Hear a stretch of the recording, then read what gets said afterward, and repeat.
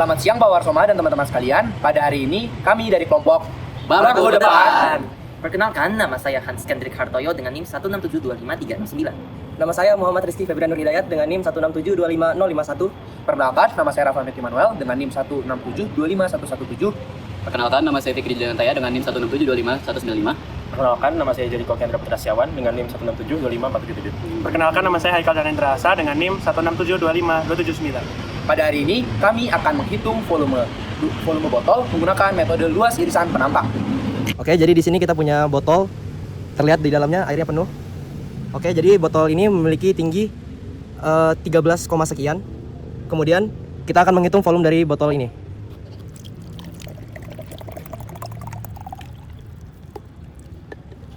Oke. Dapat dilihat volume botol ini sekitar 180 ml.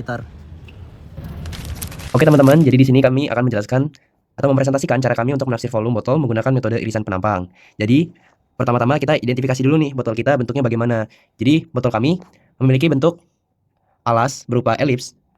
Nih, berupa elips. Kita batasin dia setengah elips, itu sama dengan ini. Ini luas si setengah elipsnya itu. Ini di sini. Karena ini kan botol kan, bentuk aslinya begini, cuma kita ambil setengahnya aja. Jadi setengah elips ini. Nah, A-nya direpresentasikan sama nilai-nilai dari fungsi. Oke. Sedangkan fungsi di sini ada 3 fungsi yang digunakan. Fungsi pertama, fungsi kedua, fungsi ketiga. Di mana fungsi pertamanya, nih ya, fungsi pertamanya itu adalah negatif 0,052 dikali X ditambah 3,8 kuadrat ditambah 3,4. Fungsi kedua adalah min 719 per 5880 dikali X ditambah 10,15 kuadrat ditambah 3. Kemudian fungsi ketiganya adalah negatif 150 per 841 dikali X ditambah 10,15 kuadrat ditambah 3. Oke, di sini kita sudah dapat fungsi-fungsi yang mewakili panjang dari sumbu semi mayor, yaitu A. Kemudian, dari botol tersebut kita tahu bahwa sumbu panjang dari sumbu semi minornya adalah konstan. Tidak ada perubahan panjang, di mana panjang dari sumbu semi minor tersebut adalah 1,5 cm. Ini dari pengukuran langsung menggunakan penggaris. Kemudian, kita tahu bahwa bentuk alasnya ini merupakan elips, di mana luas dari elips memiliki rumus Pi dikali A dikali B. Oke, ini sama dengan A, sama dengan A, sama dengan A, karena mewakili. Oke, jadi dalam penggunaan metode irisan penampang dari grafik, kita mempartisi sepanjang sumbu X, kita partisi menjadi N bagian, di mana ini kita ukur dari kanan ke kiri ya, sehingga XI-1 di sini XI. Kemudian kita pilih titik wakilnya di antara mereka, tidak harus di tengah-tengah. Kita pilih titik wakil, kita tulis dengan XI garis, di mana XI garis ini menjadi nilai fungsinya untuk tingginya mereka, tinggi persegi panjangnya. Di sini XI menjadi tingginya, mewakili. Oke.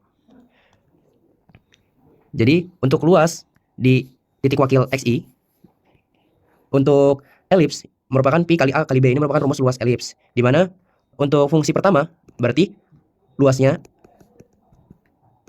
adalah Pi dikali dengan A dari fungsi pertama, yaitu min 0,052 dikali X ditambah 3,8 kuadrat tambah 3,4 dikali dengan B, B-nya 1,5.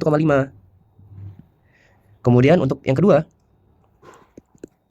AXI-nya adalah Pi dikali min 719 per 5880 dikali X tambah 10,15 kuadrat ditambah 3 dikali 1,5. Untuk fungsi ketiga, luas alas penampangnya adalah Pi dikali min 150 per 841 dikali X ditambah 10,15 kuadrat ditambah 3 dikali 1,5. Oke, di sini kita telah mendapatkan rumus alas, fungsi alas dalam X untuk ketiga fungsi. Kemudian kita akan mencari volumenya dengan metode irisan penampang, di mana dalam metode irisan penampang untuk mencari volume, kita bisa dengan elemen volume tersebut. Jadi, elemen volume yang di sini yang saya maksud adalah seperti ini. Delta VI artinya adalah volume dari partisi tadi yang telah kita lakukan, yaitu volume pada titik wakil.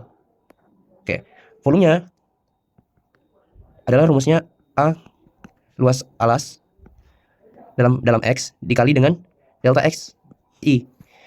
Oke, di sini kita bisa mengubah elemen volume tersebut menjadi bentuk dalam integral, di mana bentuk integralnya berarti di sini volume sama dengan integral batas bawah A batas atas B dari AX saja dikali DX. Oke, jadi kita tahu bahwa kita punya 3 fungsi. Di sini berarti kita punya 3 volume yang berbeda. Kemudian kita jumlahkan mereka untuk mendapatkan volume setengah botol. Jadi volume yang pertama dari fungsi pertama, integral batas bawahnya 0 sampai dengan min 8,05. Oke, maaf teman-teman. Ini sedikit revisi. Di sini kan kita menggunakan rumus AXI-nya itu pi kali A kali B. Di sini kita bagi 2 karena kita hanya menghitung setengah dari luas elips tersebut, sehingga kita harus bagi 2. Sampai bawah di sini kita bagi 2, bagi 2, bagi 2. Oke, maaf direvisi. Kemudian kita masukkan AX-nya untuk volume dari fungsi pertama, berarti pi per 2 dikali min 0,052 dikali X ditambah 3,8 kuadrat ditambah 3,4 dikali 1,5 dx. Kemudian untuk volume kedua, batas bawahnya min 8,05, batas atasnya min 10,15. Dari pi per 2 min 719 per 5, 880 dikali X ditambah 10,15 kuadrat ditambah 3 dikali 1,5 dx. Kemudian volume ketiga adalah integral dari min 10,15 sampai min 13,05. Pi per 2 fungsinya adalah min 150 per 841 X ditambah 10,15 kuadrat tambah 3 dikali 1,5 dx. Oke teman-teman, ini dapat diperhatikan saya menghitung volumenya dari kanan ke kiri sehingga hasilnya pasti negatif, tapi volumenya tidak mungkin negatif sehingga harus kita mutlakkan nanti di akhirnya. Oke, jadi volume setengah botol adalah volume 1 ditambah volume 2 ditambah volume 3, di mana hasil dari volume 1 adalah pi per 2 dikali, ini harus dimutlakan, pi per 2 dikali negatif 37,63242175, kemudian ditambah dengan pi per 2 volume keduanya yaitu negatif 8,553283,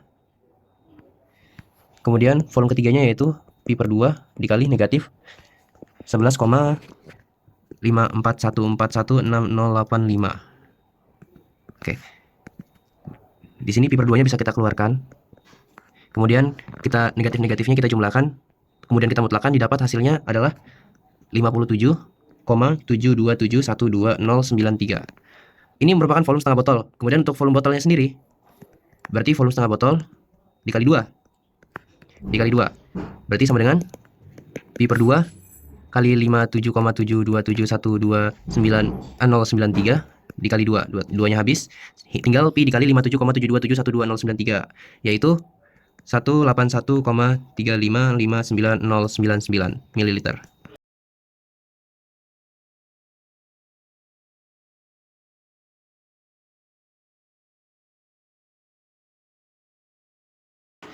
Oke, dari sini botol yang kita gunakan, botol asli, volume botol asli yang kita gunakan adalah 180 ml berdasarkan data yang ada pada botol tersebut. Kemudian volume yang kita dapatkan dari hasil perhitungan, volume botol perhitungan dengan integral adalah 181,3559099 ml. Sehingga galatnya, persen galat dari perhitungan adalah mutlak dari volume botol asli dikurang dari volume botol perhitungan per V botol asli dikali 100%. Oke, di sini 180 volume botol aslinya dikurang 181,3559099 per 180 dikali 100%. Sehingga didapatkan persen galatnya sekitar 0,75%.